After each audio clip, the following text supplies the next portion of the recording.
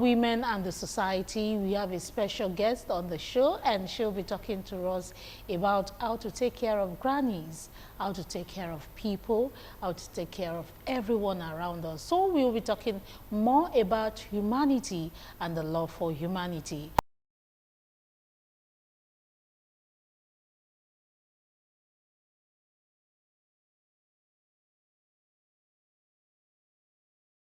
I would say usually I'm a very active person.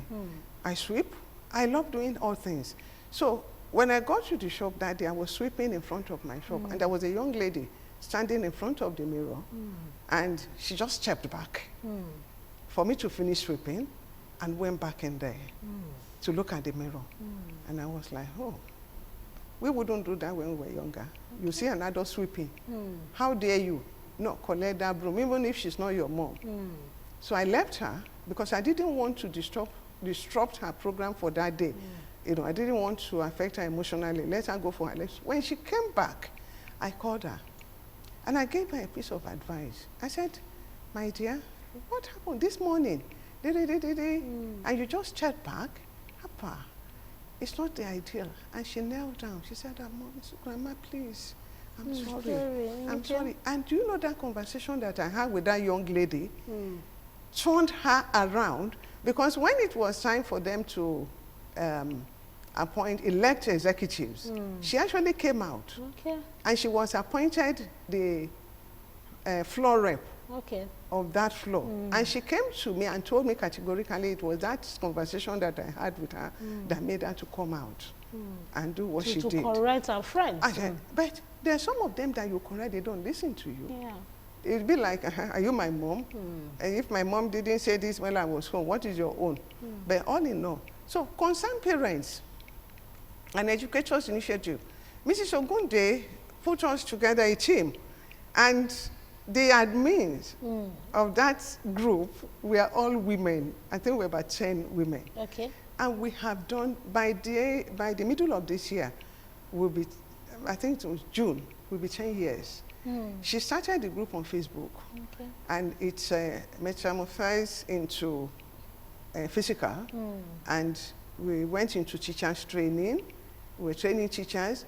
We got, involved in parenting, because we found out that the society that we live in now, a lot of things have gone wrong. A lot of things has been bastardized, especially bringing up our children. And most of the children that we're bringing in now, we call them Gen Z. Gen Zs. They are more than curious than we were.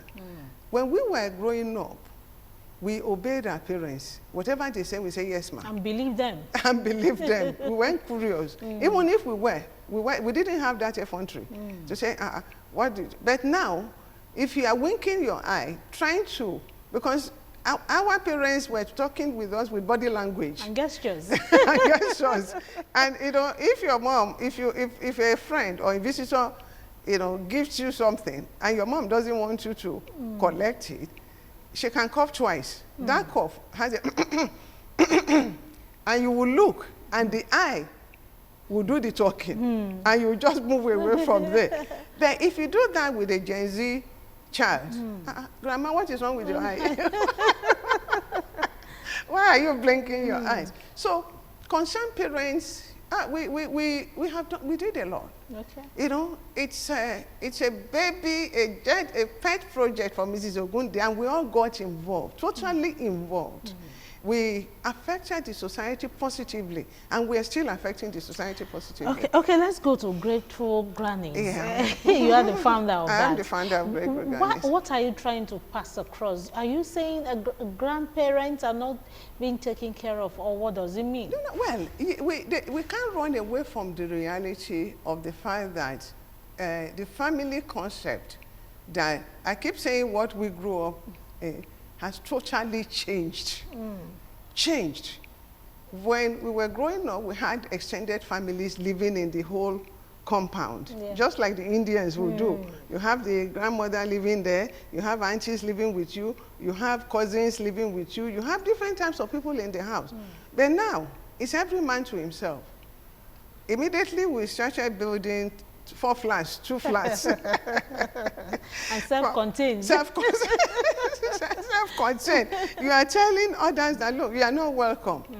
The space is not even there if you want to accommodate them. Immediately we started having that. You know, invariably it will affect parents as well and grandmothers. So Grateful Grannies was formed in order to take care of the elderly grandmothers who have served their parents, served their children. They are privileged. Like I keep telling my members that, look, it's not a right to be grandmother. It's a privilege, you know, which only God can give. And right now, we started last year, and we've done wonderfully well. We have over almost 4,000 members on Facebook. Okay. We had our inauguration July last year, and we are looking forward to have our first year anniversary in July. And our members, we have members from all over the world. We have chapters, and we get together to keep each other's company. There is a lot, our children, most of us, like, I've checked myself, for example, I'm only in the house with my husband. The children, they have all gone to their places, which is what every parent is praying for. But what happens when they have gone? How do we engage ourselves? What are the things that we do that will make us happy? How do we not fall into depression when you are alone? An idle mind is the devil's workshop, they say. So if you are on your own, there's some thoughts that are not welcome that you'll be thinking of. So we have different activities that we get involved with. We go to parties. Yeah. We do. You must have seen this on Facebook. I see you always. No, I love dancing. That's my hobby. I never get tired dancing. So those are the activities that we do, and we engage ourselves. Because you see, this brain, if you don't use it, it becomes a tragedy. And you know now we have a lot of cases of dementia. Just because, yes, dementia can set in at any time. But if you are the active one, it will be very difficult for you to have dementia. So it's important. That was why we founded Grateful Grannies. Like I said, we've done wonderfully well, and we're still doing well, and we know we're going to have more members. And I pray that you will join us by the time it's... By God's grace, everybody, every woman prays to be grandmother. And it's not a one-off thing. It's a continuous thing that will even exist after our lifetime. We're not doing it just for the period now. It has to be sustained for a longer, so that new grandmas are coming in. Is it only for grandmas? It's only for grandmothers. That is why we call grannies, Grateful Grannies. The men will be out there looking at you. I've had cases where men are like, where about? I said, go and form your own. But, you know, I must give kudos to, I want to really appreciate my husband for giving me the opportunity to express myself in different forms, you know, getting involved. You know, if you are not given that freedom to express yourself, it's not, you know, it can be very sad. Okay, as we leave this segment, I want you to talk to women. In all of these, you have spoken about training, development of children, educating children. The basis of all you have said mothers, grandmothers, and every other thing. So how do women now fit into all of this role without forgetting themselves, without not developing themselves? Because a lot of women would develop others and leave themselves, and later on they will not fit in into the society. And I mean, that brings us back to the issue of a lot of our men, due to lack of self-improvement on the woman's side. You hear cases of, this is not the woman that I married. You know, they let go of themselves. It is so important as a woman that you take care of yourself, irrespective of whatever you are doing. Your responsibility as a mother should not fail. Your responsibility as a wife should not fail.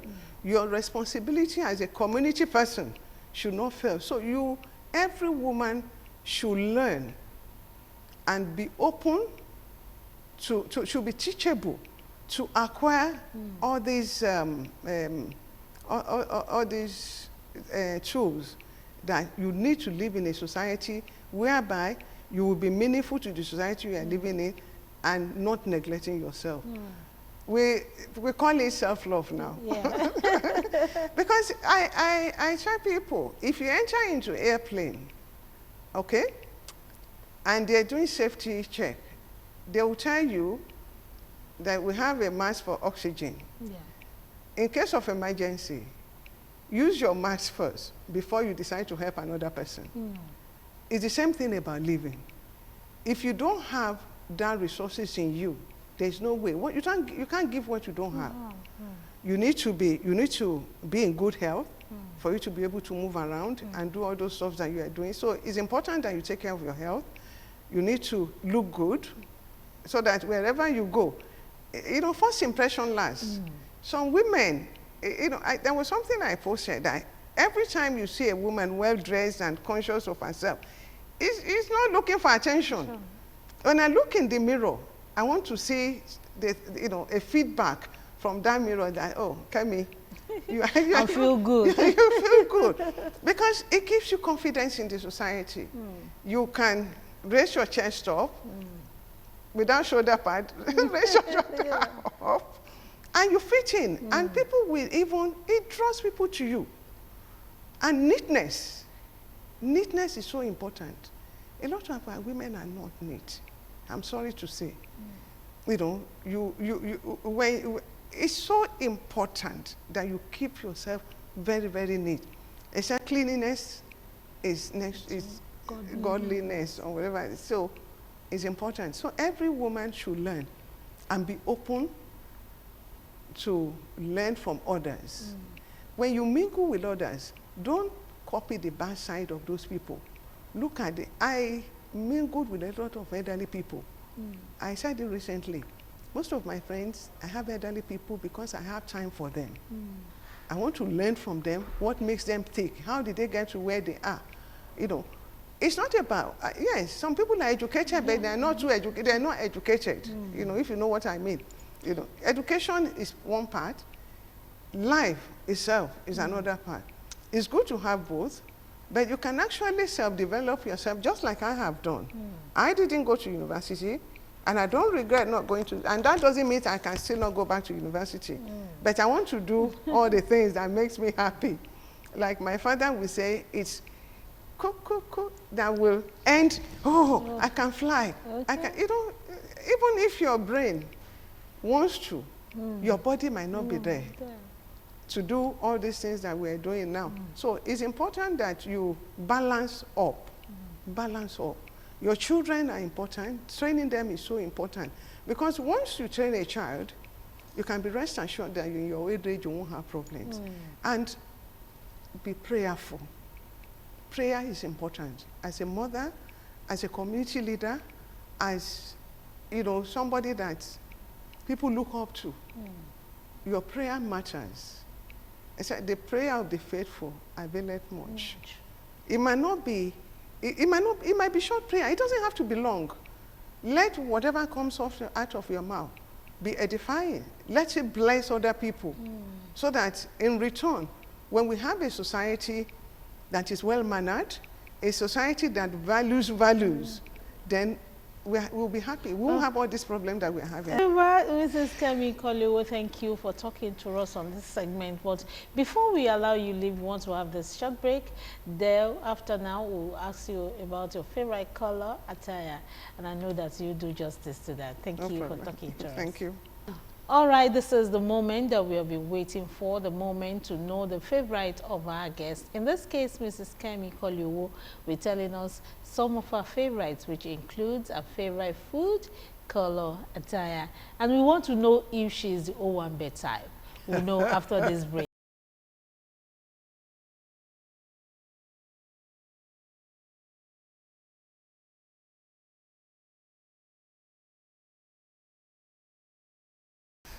You're welcome back from this break, and this is the moment of the truth. We want to know if Mrs.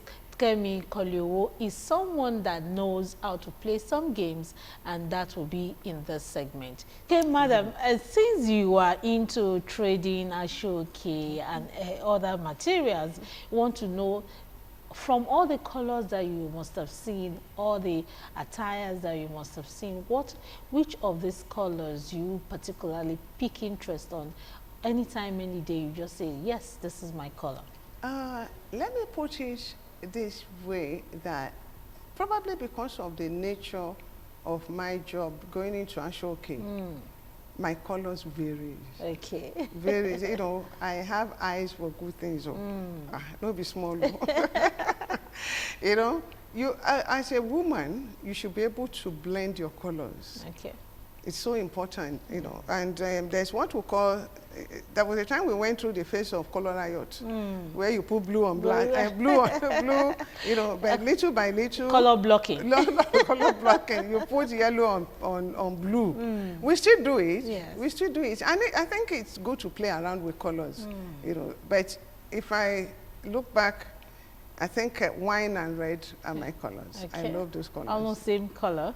It's almost the same thing. Yeah, red and wine. I love red and wine. Okay. Now let's know the type of attire that you love wearing. Is it the English wear or the native? Well, when you are growing up as a young lady, the tendency to wear English.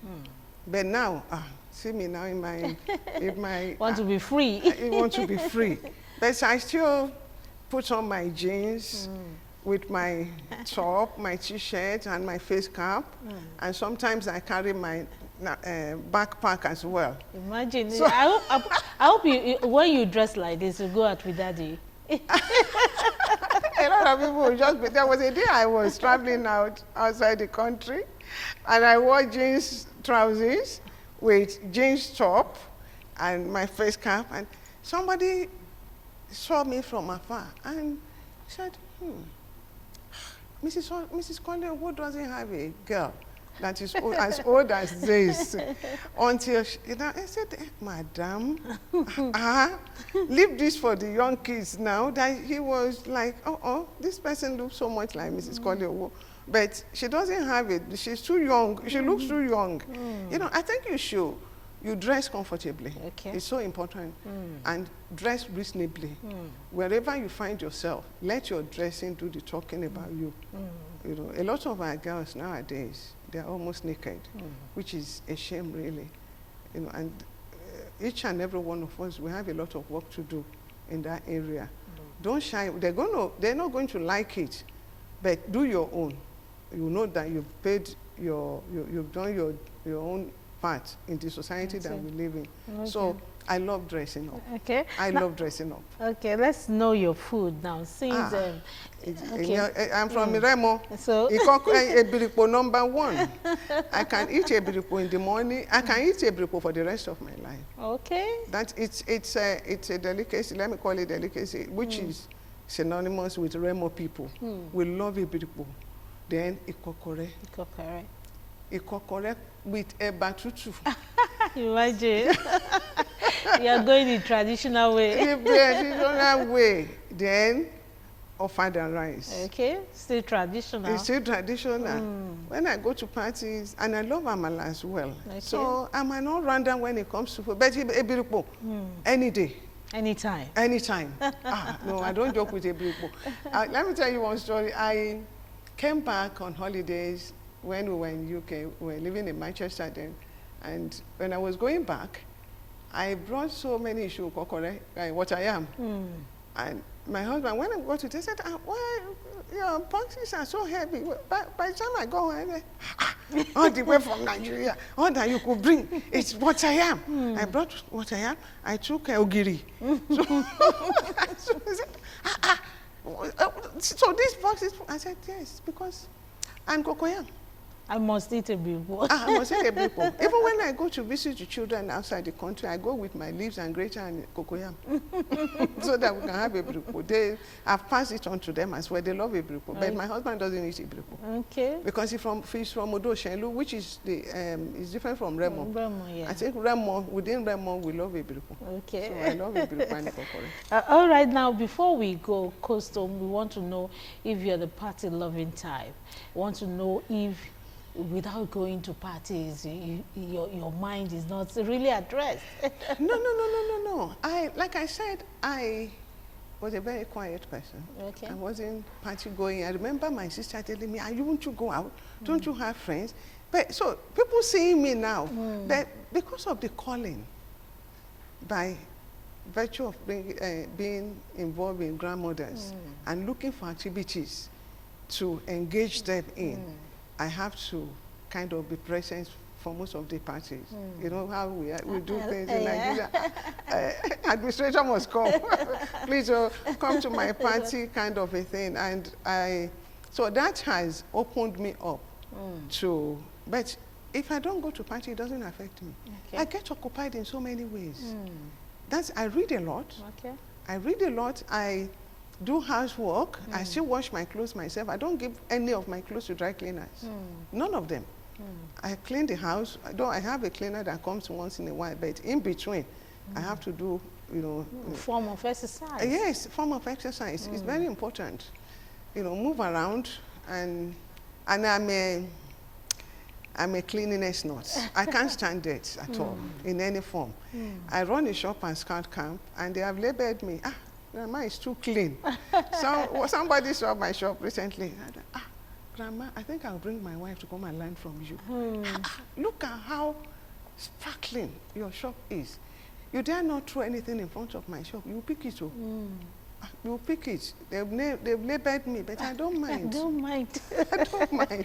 All right, as we go, let's know the kind of sports or exercise. Exercise. I told you, I was an athlete. Okay. I was an athlete to state level. I was into 400 meters, 4x400 meters, third leg. And that third leg is the feeder leg. It is the one that breaks or marks a race. Because you have to make up. If there's a shortfall from the second leg, by passing on the baton to you, you really have to make up by passing to the last person that will finish the race. There was a race that we had at Ayetoro Comprehensive High School. I don't know whether they still do athletics, Athletics Association of Nigeria. I don't think so. I don't think so, which is sad. It's sad because there are a lot of potentials that we're missing out. A lot of kids are so endowed into sports. So I was into 400 meters, 800 meters, long jump. And recently when I went to UK, my children, they had their bicycles at home. And I said, look, can you pump the tires? I want to. I said, Mommy, Emma, no, you go and fall down. I said, I beg your pardon. Pump this in and bring it out. So one of them stayed at home. The other one followed me, trying to prevent me not falling down, recording. And he called the brother and said, she's riding, she's riding it very well. I said, these are things that we learned when we were younger. It doesn't leave you. I play table tennis, when I have the opportunity. But, nowadays, you don't have, and that is what I want to engage the grandmothers in. The last time we went boat riding at Ale Water, a lot of them didn't go. They were scared. But, the fear of the unknown, if a few of them turned up, and we had fun. You really need to enjoy yourself as you are growing if you want to age gracefully. And that is what we are trying to do with all the grandmothers, and even upcoming grandmothers as well. There is life after childbearing. There is life after your husband must have gone, or whatever. So get engaged, get involved, and be happy. All right, thank you so much, Mrs. Kemi Koleowo, for coming on the program. Thank you for talking so passionately about children, the society, and especially grandmothers, looking out for how they will age gracefully and age with some form of dignity still left in them. Thank you for coming on the program. Yeah, welcome. It's so great to be here. Great to be home, back in Ogun State. Let us be each other's keeper. Let's get involved in the society that we live in. My grandmother would say, if you get to somewhere and you leave the place and you are not missed, that means you didn't get there. Your impact must be felt positively. You must be able to do something that people will remember you for. So thank you so much. Thank you for having me, Charity. Nice meeting you. It's like we shouldn't leave the program, but we need to leave. We need to leave. Thank you. Thank you for your time. I hope you have enjoyed this session with Mrs. Kemi Koleowo with us. And the one thing that you take home from all of this discussion is that you must self-develop yourself and develop your children. That is the lineage that will transcend to a peaceful society and a developed society.